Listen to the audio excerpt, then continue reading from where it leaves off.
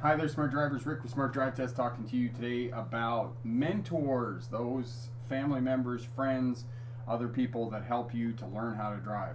We'll be right back with that information.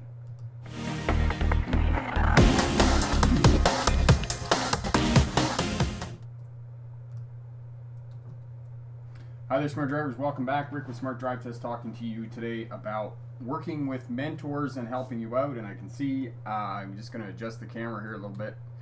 It's a little bit bright. There we go. Okay, turn that down just a little bit. Save.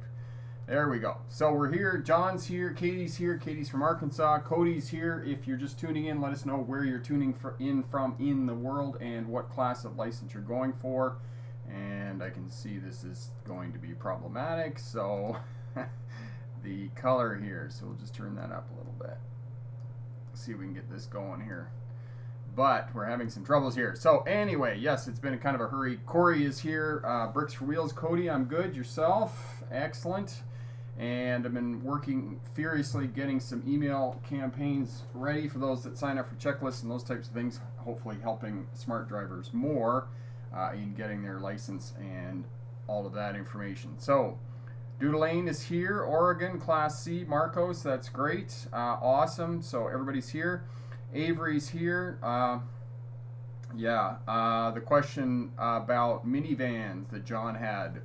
Blind spots are the same on a minivan as they are on other vehicles. You're simply shoulder checking 90 degrees to the left and 90 degrees to the right anytime that you turn the vehicle, anytime that you're doing lateral movements or moving the vehicle sideways. So AP is here. Cody is from North Van getting his Class 5. Katie's driver's license to drive a car. Excellent. Michael's here from Michigan. JC's here from South Florida. So lots of people here. So excellent. So without further ado, we're going to get started here talking about mentors. Let me just get on the right screen here. PowerPoint. There we go. Transitioning over and getting ready. So as I said, driving mentors are those people that help you to get a license. Most of you young people, it's going to be your parents that are helping you out, but it might be another family member, an uncle, an aunt.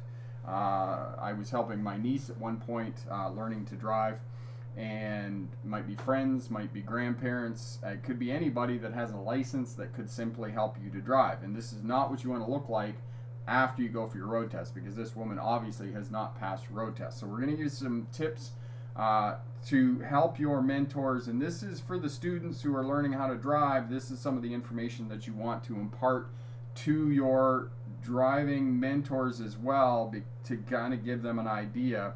And the other thing that I'm going to let you know is that the first thing I'm going to let you know, and we'll just make this bigger here, the other way, there we go, so it's bigger. Excellent. And the first thing I'm going to say about mentors and working to help a student pass a road test is that passing a road test is a very different task than teaching them how to drive. And you're going to have to budget more time when you go out with the student, because it's going to take them longer, because there's a lot of learning and a lot of steps in place that need to be put in place for students working towards passing a road test. You're going to have to stand around in parking lots and help them with slow speed maneuvers and those types of things, because all of that's going to take a bit more time. So know that when you're taking on this task, that you're going to have to allocate some time to this, because it's going to take longer. Now, for those of you who may be new to Smart Drive Test, my name is Rick August. I was a truck driver through most of the 1990s. In the late 1990s, I became a commercial driving instructor working with students to teach them bus and truck expertise in air brakes. And Air Brakes Explained Simply is an ebook that I wrote, and it's available over on the Smart Drive Test website, and Corey will put the link up for that as well. 2006, I graduated from the University of Melbourne in Australia with a doctorate in legal history. Legal history, for those of you who may or may not know, is the study of policing, courts, and prisons. And my expertise is in policing, oddly enough, as it relates to traffic. And while I was going to university there, I drove for Greyhound, and I drove also for one of the regional bus lines, so I have experience as a bus driver as well. All right, I've been working on video stories, little short 15-second videos, some really good information. They're quick, they're easy, and you can access these on your mobile phone, your cellular phone, as we call them here in North America, mobile in other parts of the world.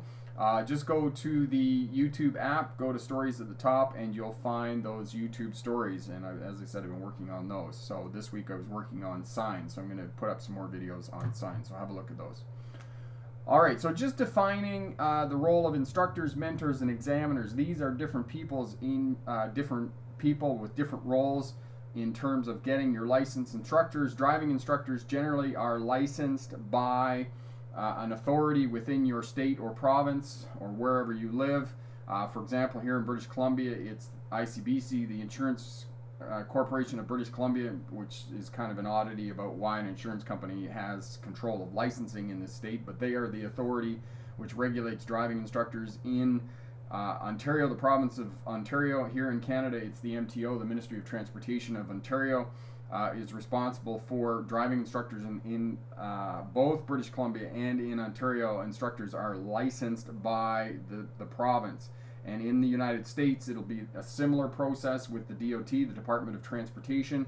They will be responsible for licensing and regulating driving instructors. And I had a question earlier today on the live stream.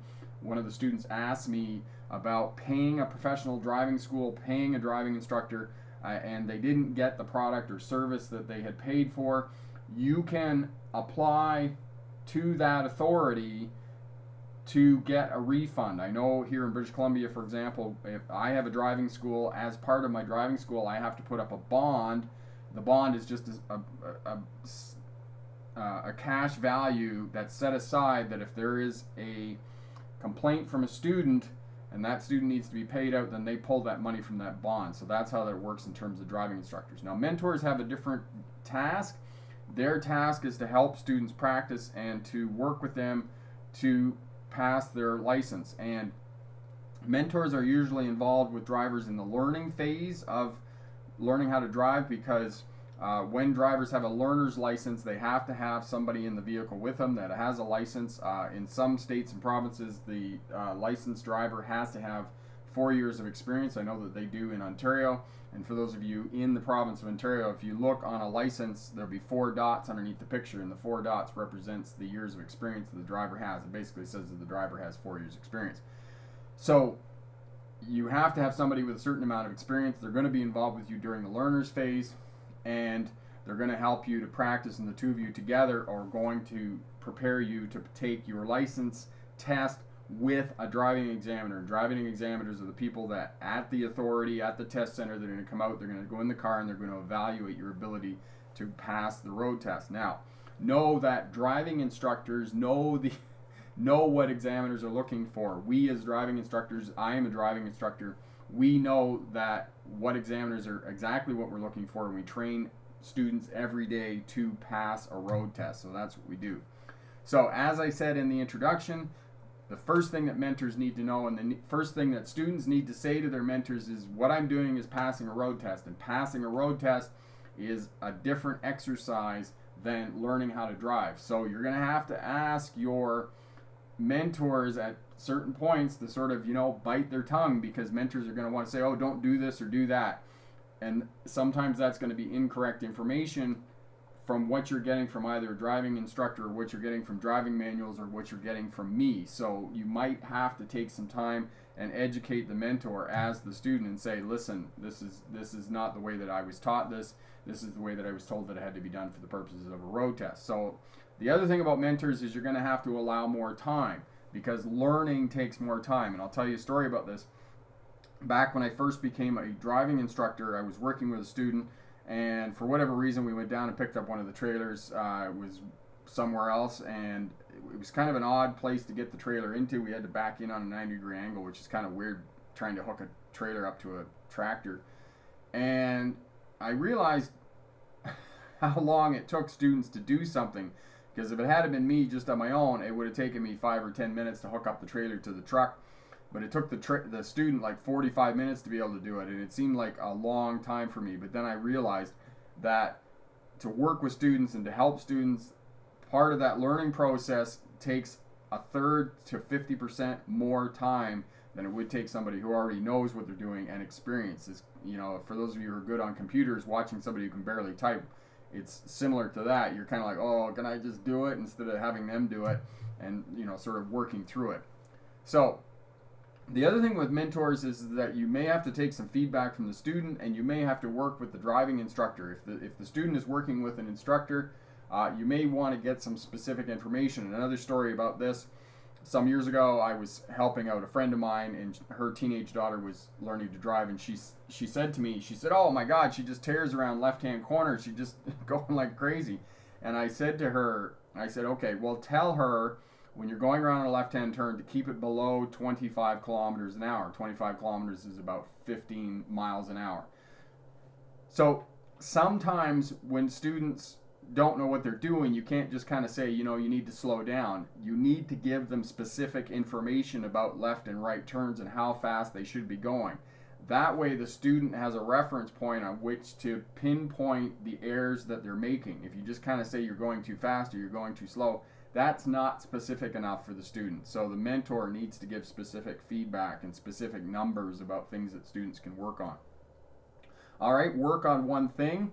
So work on slow speed maneuvers. Go out and work for a half an hour just on parallel parking, because the other thing, if you try and put too much on the student all at once, you're driving in complex areas, you're doing left turns and those types of things, you're going to wear the student out. So know that as a mentor, try to work on one thing in a lesson or at one time out and those types of things. So we're just going to work on parallel parking. So we're going to go out and we're going to parallel park 5 times.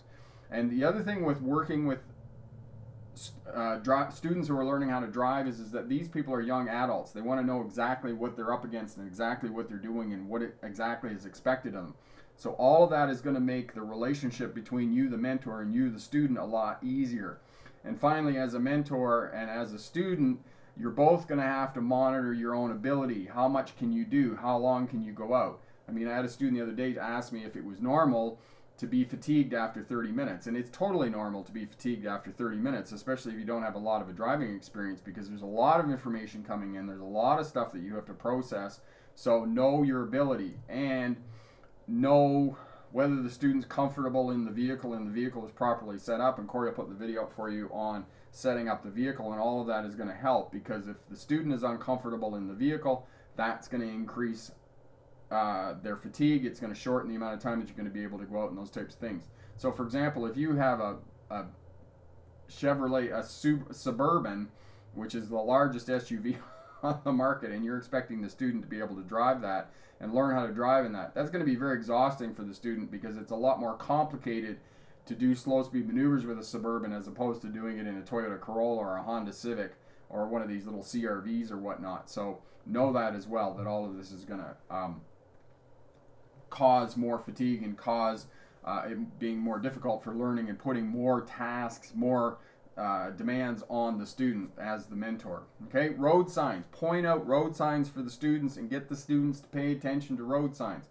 Road signs are going to allow students to be proactive in both taking their road test and in driving, and it's going to reduce conflict with other road users. For example, if you're coming down a road and it narrows from 2 lanes to 1 lane, we have lots of those in these cities as they build the roads and those types of things. So there's lots of that. So if the students paying attention to the road signs and they know that they have to move over to the left because the right lane ends, and they can be proactive, then that's going to reduce the amount of stress. It's going to create a more harmony between the mentor and between the student. So if you can help him or her do that and point out the main road signs, all of that is going to make it easier for learning and help the student to know how to read the road signs and interpret traffic patterns and individual road user behavior because of the road signs on the roadway. All right, slow speed maneuvers. Spend some time in the parking lot with the student doing slow speed maneuvers. Know that for any test, most tests, you can almost guarantee that the slow speed maneuvers for a test are going to be reverse stall parking, parallel parking, 3-point turn, and there's one more, curb parking. So those are almost guaranteed on any road test. And again, I had a student tell me today, and I've had other smart drivers tell me that, my state doesn't require parallel parking, or my state doesn't require this. Yes, they can ask you to do those things. Know that reverse stall parking, parallel parking, 3-point turns, those are the guaranteed on just about any road test anywhere in the world. But the other ones, 2-point turns, parking along a curb, hill parking, all of those things are up to the discretion of the examiner. Again, it's the same thing as parallel parking. I've had a few students in the last couple of weeks say to me, oh, the driving examiner made me park between two vehicles. Know that can happen, and you need to be prepared as a student. Yes, most of the time they're going to get you to do it in a closed circuit area, they're going to get you to do it between cones, or they're just going to get you to do it behind one vehicle. But there is a possibility that the examiner is a real ogre and he or she will get you to park between two vehicles. You need to be ready for that possibility as the student. Be prepared. Luck favors the prepared in terms of passing a road test. So know that reverse stall parking, parallel parking, and 3-point turns, or if you're in the state of Ohio, the maneuverability, the Ohio maneuverability test. If you're in the state of California, they're going to make you back up along a curb. Know that those are musts. Those are things that you absolutely need to know going into a road test. But 2-point reverse turn, parking along a curb, hill parking, all of those things are up to the discretion of the examiner. If the examiner feels like getting you to do it, you're going to have to do it for the purposes of your road test and demonstrate that you can pass your road test. So again, be prepared for all of the maneuvers. All the maneuvers, slow speed maneuvers, are here on the YouTube channel. Corey will put up the videos for you. But make sure that you know all of those so that you can be prepared for your road test. Now, mentor, student, if the student becomes overwhelmed, the student can't handle it. And I've had students that I've done that have had this happen, where it's a student who has a disability, it's a student who has a lot of anxiety, it's a new student, and you take them out and the situation is simply too intense, and the student needs a break. Take a break in a safe place as soon as possible. Get off one of the main roads, go onto a residential street, pull over, let the student take a break. Let them get out of the vehicle, let them smoke a cigarette, go for a walk, have a cup of coffee, whatever you need to do to get the student to settle down. Get you to settle down as the mentor, because keep in mind that the energy in the vehicle can be really tense sometimes, so know that sometimes you're going to need to take a break, especially at the beginning of driving lessons and those types of things, okay? So, good luck on your road test, and remember, pick the best answer, not necessarily the right answer. So we'll go back over here for question and answer. If anybody has any questions about the presentation, I can help you with that for sure. As well, I can help you out with any questions about starting a career as a CDL driver, bus and truck, air brakes, those types of things, and we certainly help you out with all of that. All right, can the examiner fail you if you don't use the parking brake? AP manager. I'm not sure why so many people are reluctant to use the parking brake. Get in the habit of using the parking brake. Where's the backup? The backup, where's the backup? Have you not seen the movie Serenity? You need a backup. Even in an automatic transmission, you should be applying the parking brake every time you park the vehicle. You need a backup. Sometimes the transmission doesn't hold and the vehicle is going to roll away and it's not going to be there when you come back. So, use the parking brake. And Corey will put the video up for you on using the parking brake. And if an examiner fails you, I don't know whether he could or can't. As far as I'm concerned, I would fail you because you need to be able to do that for the purposes of a road test. All right. Okay. Driving lessons, John. I normally drive about 10% to 5% above the regulated speed if road conditions allowed. John, are you preparing for a road test? Because if you're preparing for a road test, you are not going to be allowed that kind of tolerance on a road test. Know that for the purposes of a road test, speed management was one of the fundamental components of passing your road test. And you need a very close tolerance, 2 to 3 miles an hour. And if you're 2 to 3 miles an hour over or under the speed limit, for the purposes of your road test, you need to get it back into control within 5 to 10 seconds, okay? That is imperative. You can't drive like everybody else drives if you're going for a road test. You have to manage speed, okay? Cody, when leaving one lane of space between pedestrians, are you supposed to leave one lane of space before moving or just before reaching the crosswalk? Okay, Cody, so it's one lane of space between you and pedestrians, and essentially what that is talking about is turning right or on a crosswalk. So for example, say you're on 2 lanes going in each direction. So you're on 2 lanes, they're on 2 lanes. You're in the right-hand lane driving along and there's a pedestrian crossing on the crosswalk. that pedestrian has to be at the center of the road before you can proceed, and going away from you, not coming towards you. Okay, so know that if it's coming towards you and you need more space than what you would need for the pedestrian going away from you. All right. Tommy, back in 2005, I wish I had communicated the difference between learning how to drive versus passing a road test. This would have made my experience new driver mentor so much better. Good point. Yes. Yes, Tommy. And that was even something for me as a driving instructor when I started to teach students how to drive, that I needed to learn that teaching students how to pass a road test was a very different exercise than teaching students how to drive. And this is why when I talk about speed management, I talk about space management, I talk about observation, talk about communication, all of those different things, I ask the student, are you preparing for a road test, or are you just learning how to drive and want better tips about driving defensively? Because those two things will give a different answer depending on what I'm talking about. All right? Okay. Ninja Kitty, I learned so much from your videos. Thanks. You are most welcome. Okay, Jonathan. Cody, the parking brake is like Sam in the Lord of the Rings. Without him, Frodo would have been eaten by the orcs. Yes, indeed, Cody. That is an excellent analogy. You need a backup. You need a backup. And it was similar to the video that I posted on the community tab the other day about moving over, right? And if you haven't seen that, have a look on the community tab here on the YouTube channel. Look at that video about moving over to go around other road users or fixed objects. And often we have to do that.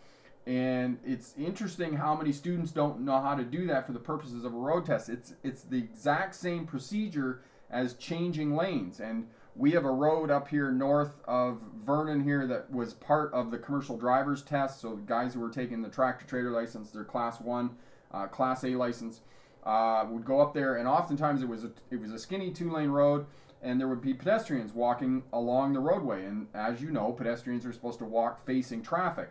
And the student was driving a tractor trailer, and the pedestrian was on the edge of the road, and they had to move over to get around the pedestrian. And it was interesting how many of them didn't do it correctly. They didn't shoulder check, they didn't scan, they didn't signal, and 3 flashes on the signal, and then move over to the other lane to get around the pedestrian. And I was surprised by this, but this is one of the reasons I made the video, because this is exactly what you need to do to move around a pedestrian who's on the side of the road. You need to give them ample room. Same thing with cyclists. If you're going around a cyclist, you have to give them ample room. And if you're going to move out of your lane, you need to signal. 3 flashes on the signal, and then observe properly, make sure there aren't any vehicles passing you, and then once you have 3 flashes on the signal, move over, move around them, and then signal back. You need to signal back too when you're coming back around for the purposes of a road test. Now, one of the smart drivers here on the channel asked me the question. He said, when nobody else is around, I don't signal. And this comes back to what It's Me said about the parking brake. I think it was It's Me. Apologies. No, Cody. What Cody said about the parking brake. You need a backup. You need a backup. So when you park your vehicle, you want to make sure it's there when you come back. So the transmission and the parking brake are holding the vehicle in place. It's the same thing. And I think I'm going to do a whole live stream about this next week, about the habits that we develop that keep us safe while we drive. Because we as drivers are going to make mistakes when we drive. I make mistakes when I drive. So what you do is you develop habits that even when there isn't anybody else on the roadway, you're still executing those techniques, skills, and observation patterns, so that if you make a mistake, you've put the habits in place that will keep you safe. So when you're changing lanes, when you're moving over around a fixed object or around another road user on the roadway, you're signaling, you're scanning properly, you're moving over, you're signaling back, because you put all those habits in place, and you do them automatically every time because you do it all the time. And then if you make a mistake, those habits are going to protect you because they're the backup. So you're not going to do something when you learn how to drive and there's nobody around. Maybe you made a mistake. Maybe you missed them when you observed. Maybe you didn't shoulder check. But if you do it, it's going to become automatic, and you're going to learn how to do that. So you need to think of these things as a backup, because it's not a matter of if you're going to make a mistake, it's a matter of when you're going to make a mistake. And let me tell you, over my long driving career, I've made a lot of mistakes. And you're going to make mistakes too, but you've got to develop these habits, skills, and techniques that are going to keep you safe when you make those mistakes. All right? Okay, say, what if other people won't let you in? In Maryland, people are really mean and sometimes won't let you in. Say, I can almost guarantee you that the reason they're not letting you in is because you're not signaling. The number of students who have said that to me, other drivers won't let me in.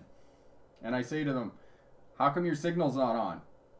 And then they turn their signal on and they leave their signal on for a while. And then finally, somebody will let them in. Somebody will create a space and move over. Other drivers can't help you if they don't know what you're doing. So if you signal early, people will eventually let you in. Even if there's a long line of cars and you're on the on-ramp and you're coming out, you're matching the speed of the traffic, you leave your signal on long enough. By the time your signal flashes 15 times, somebody's going to get nervous. They're going to like, oh my God, he's going to ram me. And they think that you're going to ram them, so then they'll move back and create a space. The other thing you can do is, if people won't let you in and you got your signal on, crowd them. And I'm not saying move out of your lane, but I am saying move right to the left side of your lane. So you're crowding those people, because if you're crowding those people, they're thinking, oh my God, that person's going to just ram into me, and they're going to create a space. Because remember, the other way that we communicate our intentions is the position of our vehicle on the roadway. So if you're crowding that left side of your lane, and there's a line of traffic, and you got your signal on, blink, blink, blink, blink, blink, blink, blink, blink, blink, blink, and you're the person sitting back there. We've all been there. Eventually, they're going to move over. They're going to create some space for you to get in there. So that's how you do it. Okay? Okay. Yes, say, but again, crowd that left side of the lane. Don't move out of your lane, but crowd the left side, leave the signal on, and just keep leaving it on. Eventually, somebody will move over, will help you move over. They will. Trust me. Okay, it's me. I usually signal first and then check my mirror and shoulder check. So what you can do, it's me. And Corey will put the video up for you on mirror signal shoulder check. You check your center mirror first. And the reason you're checking your center mirror first, it's me, is because you're checking traffic behind you is not tailgating you, and that it is safe to slow and stop, and that you're not going to get rear-ended. So mirror signal shoulder check is checking that center mirror to make sure that you can slow down and stop. And then signal shoulder check. Signal shoulder check. So signal and shoulder check can be done more or less at the same time. So lots of people, when they think mirror signal shoulder check, they think they're checking their wing mirror. You're not checking your wing mirror. You're checking your center mirror. You're checking the traffic behind you to ensure that it's safe to come to a stop and you're not going to get rear-ended. That's what's going on there. Okay? Rajver, I'm from Kelowna. I have the same car as yours. I have an ABS light displaying on my dashboard. What could possibly be the reasons for that? Thanks. Rajver, there could be any number of reasons that the ABS light is on. What you need to know about ABS is that when the light is on, the ABS is generally not working anymore. You could take it out and just test it in a parking lot, run up to 30 or 40 kilometers an hour and then just slam the brake on and see whether the ABS comes on. It'll be grinding, shuddering, push back on the pedal and those types of things. And then you'll know whether your ABS are actually working on your vehicle. But do know that when the ABS light is on, the brakes are still working. What happens is the brakes revert to normal standard brakes. So in other words, there's no ABS. So, and Corey will put the video up for you on the ABS as well there about how you can do that. And for all the drivers out there, just on this point of ABS brakes, if you haven't experienced what the ABS brakes do, go to a parking lot, scream down the parking lot, get it up to 30 or 40 kilometers an hour, and then smash on that brake pedal, hold the steering wheel, post off the steering wheel, and hold that brake pedal down for everything you're worth, and experience what the ABS does, because you don't want to get into an emergency situation, have the ABS brake activate, and go, oh my God, what's going on? Just know that it's kind of weird, because there's pushback, grinding, shudder, all of that is totally normal for ABS brakes. Okay. Ninja Kitty, if someone is in the passing lane going slower than traffic speed and I am in the passing lane going faster, can I pass them, or is that unsafe? Oh, pass them on the right.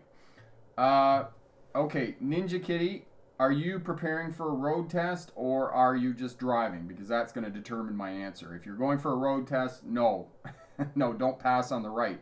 If you're not going for a road test, then yeah, by all means pass on the right, and as you're going by, wave to them and tell them, just give them the indirect message that they're in the wrong lane. Yes, you can do that for sure. Okay, and Corey's got the video up there. Thanks for that, Corey. Okay, Jonathan, excellent. All right.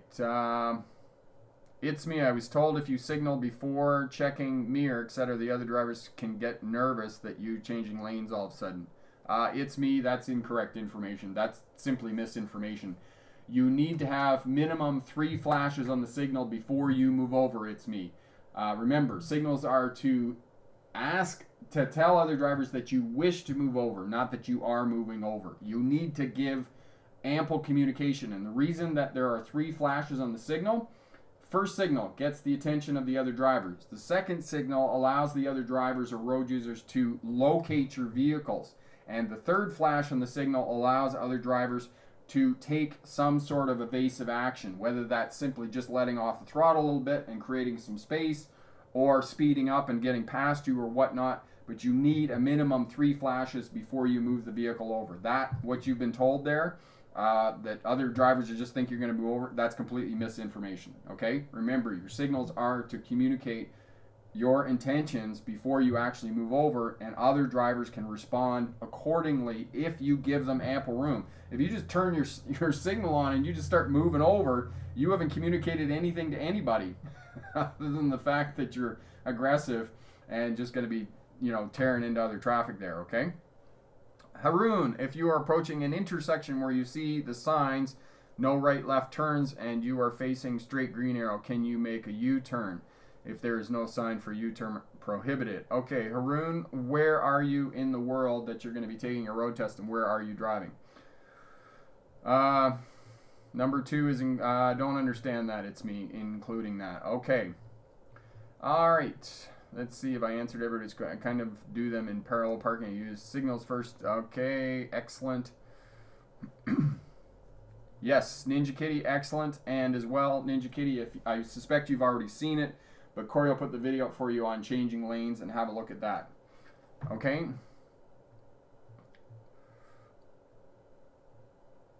John, is there a possibility other drivers won't let you in on the 401? Again, I come back to this, and this is a frequently asked question again and again on the channel here about merging over onto freeways, merging onto highways, those types of things that other drivers won't let you in. Like I said, you simply get out onto the on-ramp and onto the acceleration lane. You match the speed of the flow of traffic on the highway, and you put your signal on well in advance, even before you get out there. Put your signal on, and then if other drivers aren't helping to create space with you communicating, then crowd that left side of your lane.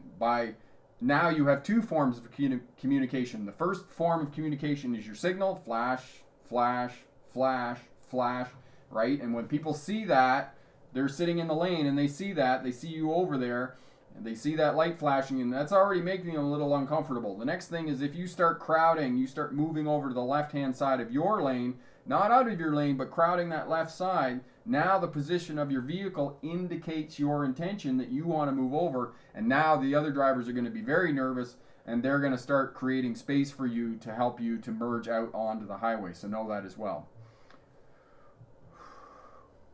Haroon, I'm in Ontario, and these situations are in Ontario. Okay, so Haroon, I'm not sure why you're asking me if you can do U-turns, because U-turns are not part of driving culture in Ontario. It's not something that I recommend to students because it's difficult, and it's probably not something that you're going to be asked on a road test there in Ontario. It's very unlikely that they're going to get you to do a U-turn, even on a busy street. In Ontario, it's not part of the driving culture. It's definitely not something. I think you've asked me this question before about right and left. You're not going to be able to do that if there's no right turn, no left turn. You definitely can't do a U-turn, even if there's a sign prohibiting. I simply wouldn't do it because it's not safe. And as I said, in Ontario, it's not part of the driving culture, so it's not something they're going to get you to do on a driving test. Okay, but There is a video here about U-turns. Corey will find that for you and have a look at that as well and see if that can help you out. Okay, now it's I'll just say this here. I didn't say this earlier before, but it's pretty busy here. There's lots of people on the live stream here. If I didn't answer your question, just ask me your question again or tell me I missed it, and I'll go back and have a look at it, and I'll try and get your questions answered, okay? So for those of you, if you're watching on the replay, everybody click that thumbs up button there. All of that helps out and gets us promoted more on the search engine here on YouTube. That it definitely helps us out. Leave us a comment if you're watching on the replay. Let us know what class of license you're going for and where you are in the world tuning in from, and share around on social media, on Facebook and those types of things. All of that definitely helps us out. We definitely appreciate getting the word out and helping people to pass the road test, remain crash free, or start a career as a truck or bus driver. All right. Haroon, you're most welcome. It's me. If I'm 22, I still have a permit in the state of Georgia. Okay, excellent. So, Xavier, you still got lots of time to get your license. You're going to do fine there. Now, when you say your permit, is that your learner's permit that you're talking about, that you simply need to go and do the road test to move on to the novice phase of your license? Okay.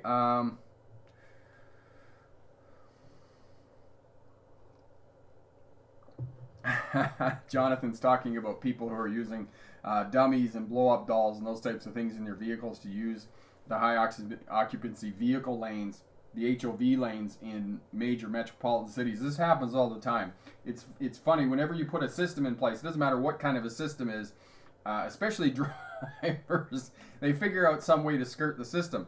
But it's interesting that, you know, drivers are doing that, and definitely they are doing that so they can drive in the HOV lanes, you know, putting blow-up dolls and dummies in their cars. But the police are guilty of doing that too.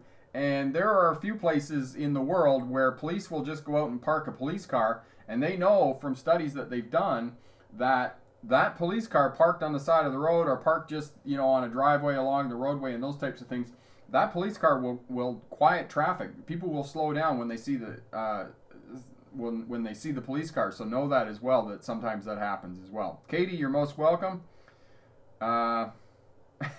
Yes, people are getting more creative. Definitely. Okay, so Xavier, you just have to go and get your learner's license.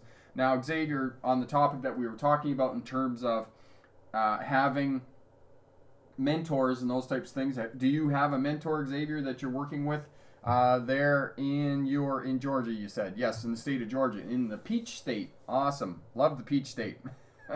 Yes. John, what is the ideal speed on the ramp to freeway in the G test? So, John, for the purposes of a road test, the speed that you need to travel is the posted speed limit or the flow of traffic, whichever is less. On your G test, to merge out onto the freeway, which are one of the 400 highways there in Ontario, you cannot exceed 100 kilometers an hour, okay? So you need to get out on the on-ramp, get out onto the acceleration lane, get up to 100 kilometers an hour, and then merge over. So signal early. As soon as you get on the on-ramp, start coming around there. It's not going to cause confusion with any other drivers.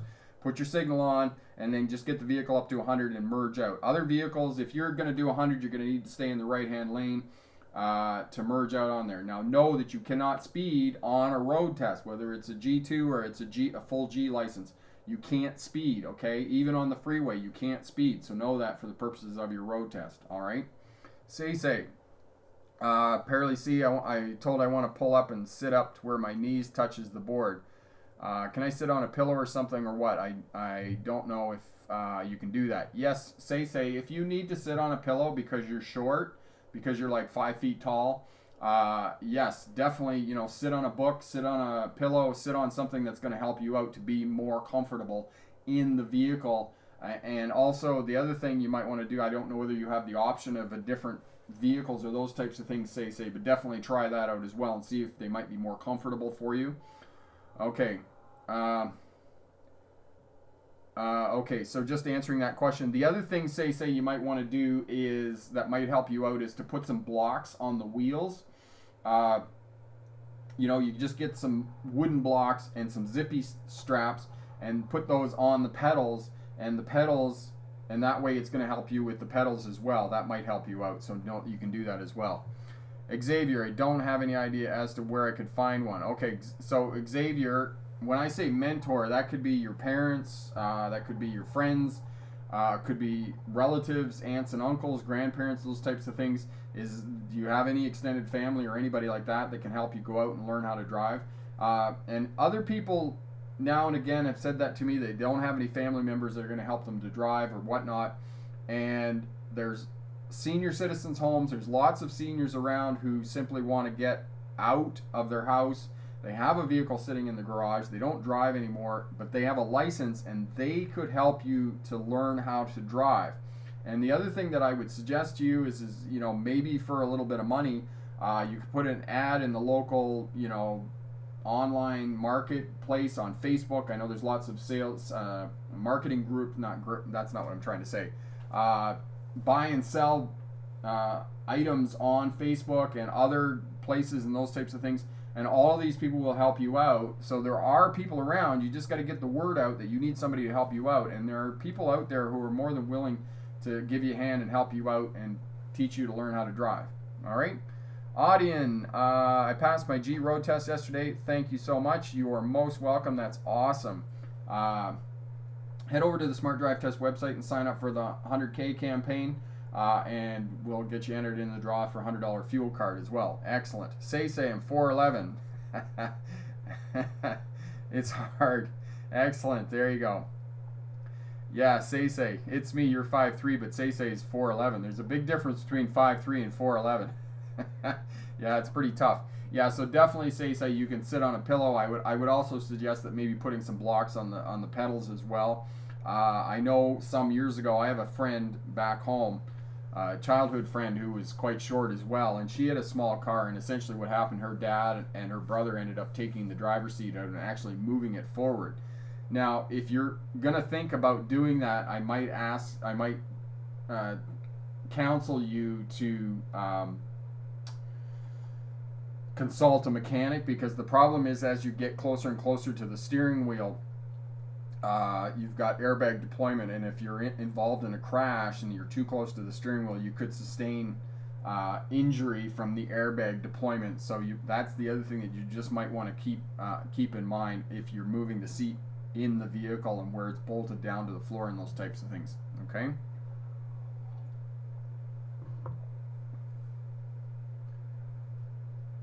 All right.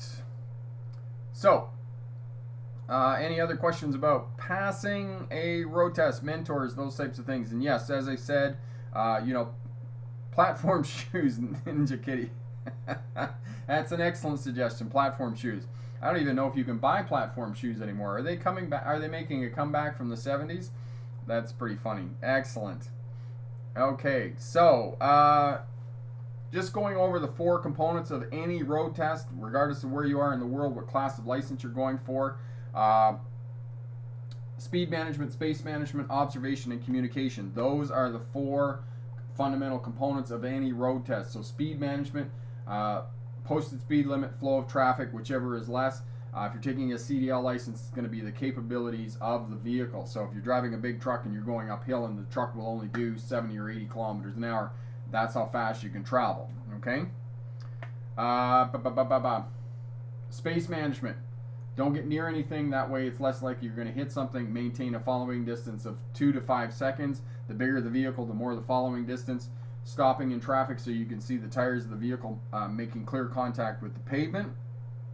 Don't block intersections.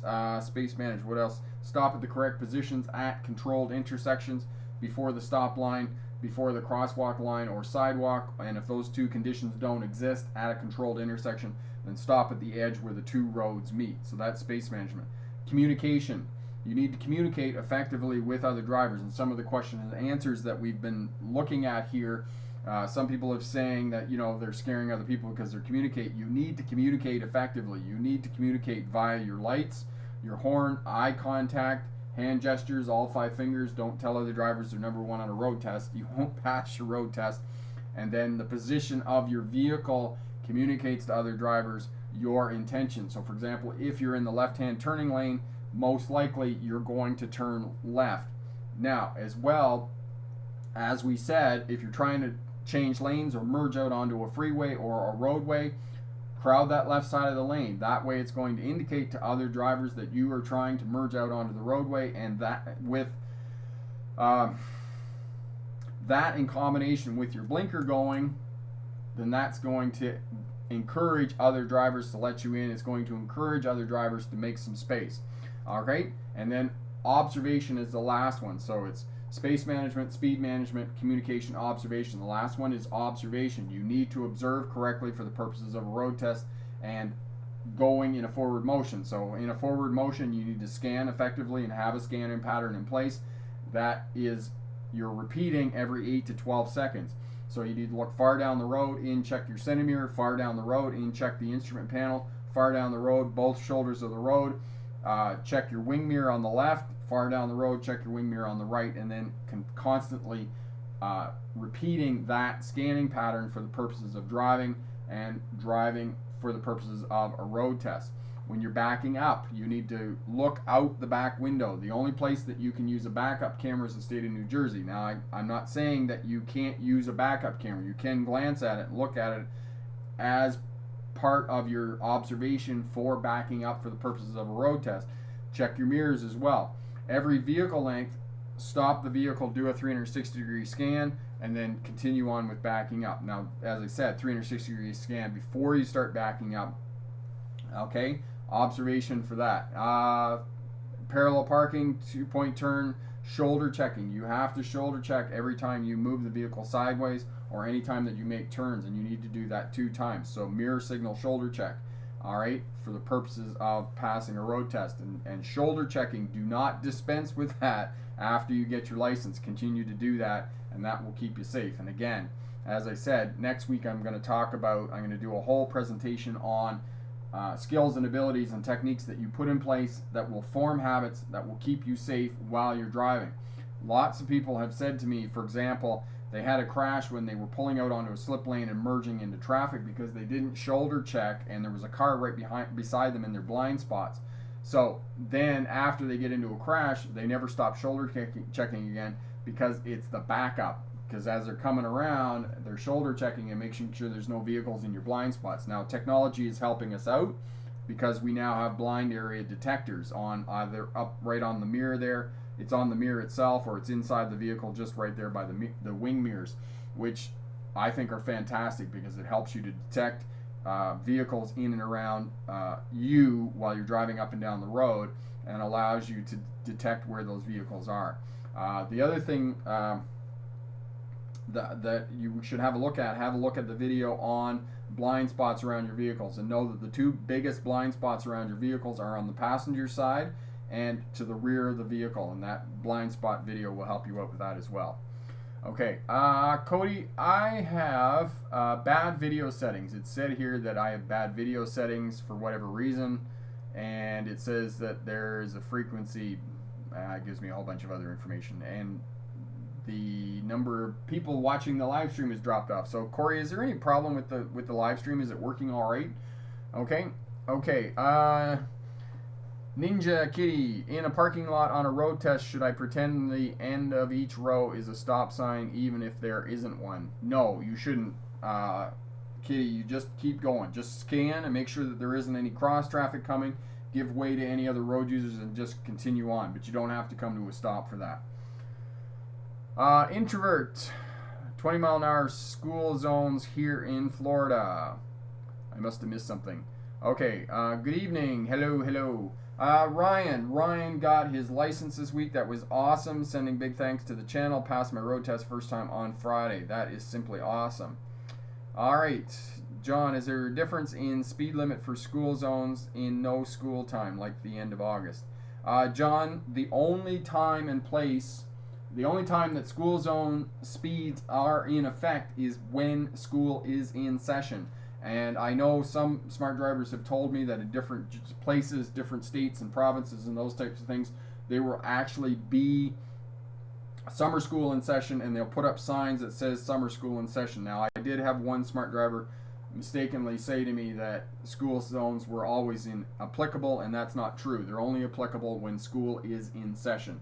So during summer holidays, during statutory holidays, on weekends, school zones are not applicable. But you still have to apply to whatever speed signs are in place. So if there's 30-kilometer-an-hour speed signs in place that don't have a school sign, then you need to do 30 kilometers an hour. But most of the time it's going to be 50 kilometers an hour, 30 miles an hour in these residential areas for the purposes of driving and passing a road test. All right. Corey says the stream is working fine. Okay, I don't know why it's saying bad video settings. I suspect it probably has something to do with the new interface and new creator studio that YouTube is working to put together. And unfortunately, they don't have all the bugs worked out of it yet. So that's where we go. It's me, you need to stop. Okay, hi Rick, watching from Antigua. Anita, hello my friend Anita, how are you? Excellent, glad you could tune in. Okay, it's me. I see an ambulance coming behind me, but not in the same lane. Do I need to move to the right or stop, or can I just slow down? No, it's me. If there is a emergency vehicle, whether it's an ambulance, a fire truck, a search and rescue, police, you need to pull over to the nearest shoulder as quickly as possible and stop the vehicle. Emergency vehicles, if you do not stop for an emergency vehicle on a road test, it is an automatic fail. I cannot stress that enough. You will fail a road test if you do not stop for an emergency vehicle. And Corey will put the video up for you on emergency vehicles. And I'll tell you a story about that. Some years ago when I was still training in the truck, we were here in Vernon. And there's a big hospital hill at the north end of town that you come down the hill and come into town. Well, we're coming down the hill in the truck. An ambulance comes out. And then it turned at the main intersection. I was like, bummer. Because the student was a little bit cocky, right? He was a little bit arrogant. He comes in the morning, he starts the lesson, he's like, I got this. No big deal, I got this, right? So, come down the bottom of the hill, we go through the intersection. Another emergency vehicle comes out. It was a fire truck. So that's the other point that you need to know about emergency vehicles is that they are pack animals and they travel in groups. So if the ambulance comes out, oftentimes the fire trucks are going to come out behind it or the police are going to come out behind it. So know that for the purposes of your road test that they're pack animals. So we get through the intersection and the fire truck comes out. Student continues on, doesn't stop. And I looked at the student and I said, you just failed your road test. Know that if you do not stop for the purpose of a road test for an emergency vehicle, you will fail. And the only time that you don't have to stop is if they're on a divided highway that's divided by some sort of barrier and they're on the other side of a multi-lane road. If you're in a town and it's just kind of intermittent concrete barrier, that doesn't count. You still need to pull over. Okay? So, Kitty says the stream looks fine. Lots of people say the stream looks fine. Okay, so I can ignore the bad video settings here at the top. It seems to look fine on what I've got here, but I can't hear the audio. I can just see the image, so it looks good. How to go through an intersection, especially uncontrolled intersection. Another question is, should I stay at the midpoint of the road or 1/3 of the road when turning left? No.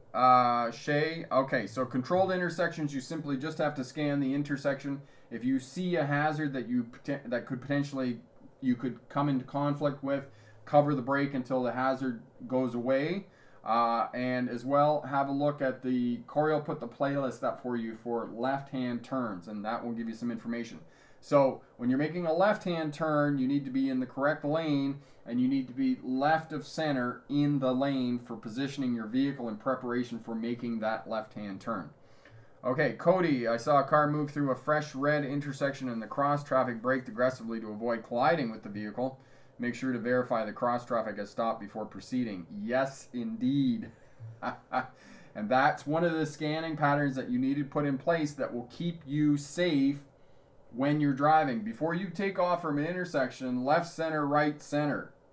Okay, so you're going to scan left because that's where the traffic is coming from that's not going to stop. If they blow the intersection, that's where they're going to come from. So you want to look left, center, right, and back to center, and then proceed. Okay? So it's different in a passenger vehicle. So in a passenger vehicle, you scan and then go because you got better acceleration. In a big truck or in a bus, a larger vehicle, you're going to start to go and then you're going to scan as you're moving into the intersection. So that's what you need to be doing. And that's an excellent point. So Blessed is here. Hello, Blessed. How are you, my friend? Jasmine is here. Hello. Excellent, excellent. I have a question. Do you know how much it will cost to fix the AC for a Versa hatchback? I don't know how much it would cost, Blessed. Are you looking at purchasing a vehicle, or is it a vehicle that you already own? The best thing to do, Blessed, because it could be any number of things. If the AC is not working, you might need to just recharge this. And this is actually a great question now that we're in the middle of summer and your AC on your vehicle may go. For some AC units, it's simply a matter of taking it into a mechanic, and I would recommend that you take it into a mechanic. I know that you can go and buy the recharge cans from Home Depot and auto parts stores and those types of things, and I have done that in the past. But if you take it to a mechanic and they put it on the machine, the air conditioning machine, they can actually tell whether there is a leak in your system or whatnot. And if there's a leak, then they can fix it, or it needs a new compressor, or those types of things. The other thing about air conditioning units on vehicles is sometimes it just needs to be recharged. So it just needs the new whatever goes into an air conditioning unit, the chemical that goes into it. It's not a chemical, but whatever it is, sometimes it just needs to be recharged, and sometimes you can get that done for less than $100. So know that for the purposes of air conditioning units on vehicles and whatnot.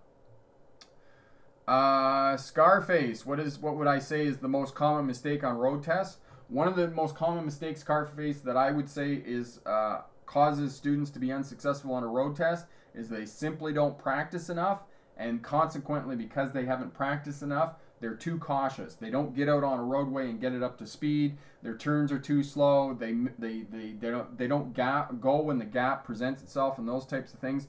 So again, Scarface, it comes back to luck favors the prepared, and that means that if you do as much practice as possible, you're going to be better prepared for your road test, and you're going to be able to demonstrate the skills that you need to have in place to be able to pass your road test. You're going to get the vehicle up to speed as quickly as possible.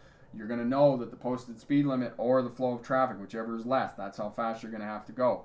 You're also going to know that your slow speed maneuvers are going to be in place. Okay, and this is the other piece that I'll give you in terms of a road test, just as we're getting near the end here. 7/8 of the road test is in a forward motion. 1/8 of the road test is slow speed maneuvers, your parallel parking, reverse stall parking, 3-point turns. In Ohio, the Ohio maneuverability test, or in California, they make you back along a curb. That 1/8 of the road test is what causes students the most grief.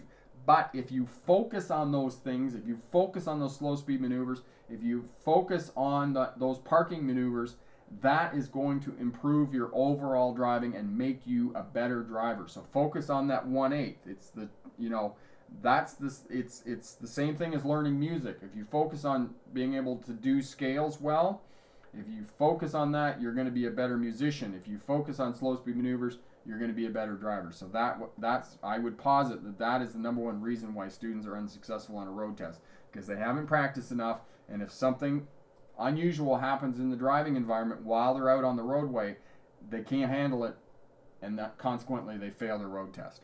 Okay? I'm doing awesome, Blessed. Thanks so much. Cody, the parallel parking video was the first video I saw of yours, Rick. I've been watching ever since. I feel like I'm part of the community here at Smart Drive Test. Well, you certainly are, Cody. You're definitely one of the smart drivers here, so you're doing awesome. And we definitely welcome you to the community and are really appreciative of that you're part and helping out and contributing. It's really awesome. Thanks so much.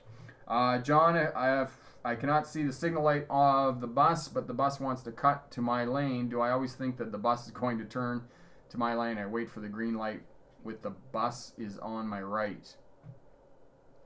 John, I didn't really understand that, unfortunately. Maybe you could reword it. Blessed, thank you. Just wanted to ask if you know anything about how much the cost estimate, but thank you. No, as I said, Blessed, it kind of depends what's wrong with the AC, depending on how much it could cost. And like I said, sometimes I know in the Honda I had it recharged at one point. It only cost me about $70. Okay? Cody, I don't have a problem getting it up to speed. In fact, it's the exact opposite. Yes, and that's why you have to practice. Scarface, you're most welcome. Reem, I'm new to Canada. This is the third time I apply for a road test. How can you advise me to take it this time? I need to do it much as I am single. I already paid more than $2,500. That's unfortunate.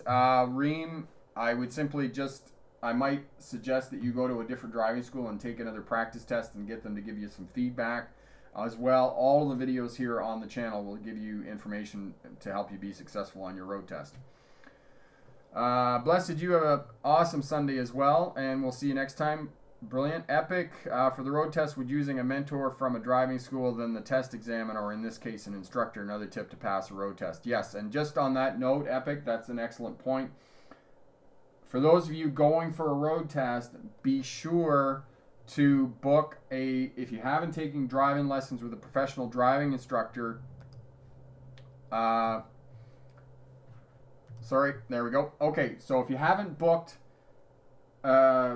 taken driving lessons with a driving instructor or with a driving school, then book a practice driving test with a local school before you go down for your road test. That will give you feedback on your skills and abilities in preparation for the road test, and these are inexpensive. Thanks, Michael. All the best. We'll talk to you soon. Sam at Auto Rookie Driving School there in the Bronx. They're really inexpensive. They're only about $25 or $30 for a mock road test, and it's going to give you exact feedback for the skills and abilities that you need for passing your road test. So book that 7 to 10 days before your actual road test, and that will guarantee almost 96% that you're going to pass your road test. So if you passed a road test in the last couple of weeks, congratulations on passing your road test. If you have a road test coming up in the next week or so, good luck on that, and leave us comments, hit that thumbs up button, and thank you for your contributions and questions here on the live stream. Makes it really great. And remember, pick the best answer, not necessarily the right answer. Have a great day. Bye now.